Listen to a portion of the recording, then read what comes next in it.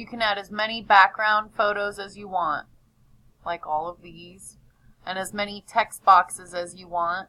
I think it's a 5-minute max video that you can create for free to tell as much of the story as you want. Keep in mind timing, flow, content, and organization as you create your video. You can start your video from any point, like this,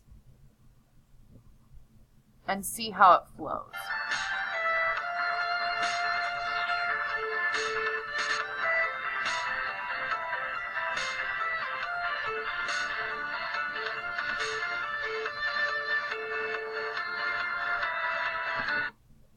Now, you heard music in the background. Let me show you how to upload music in the background. So this is your audio file over here. In your media section, you can upload, here's my Lindsey Stirling song I uploaded.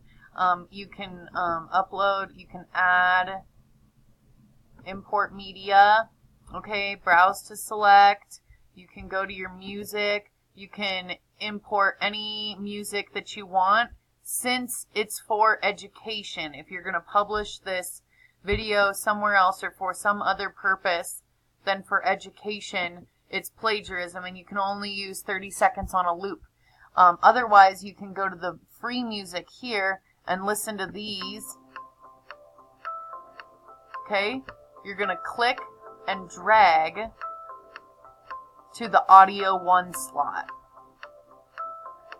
This will put music to the background of your video.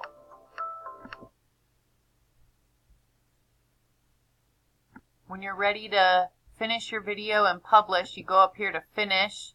I'm out of publish time and have to upgrade and pay for more time, but you'll have options of where you can publish your video. I saved mine to Google Drive, but you can save yours to Facebook or YouTube. You can choose where you publish your video. These are the basic steps to creating a book trailer. For an example of a finished video, go view the next segment.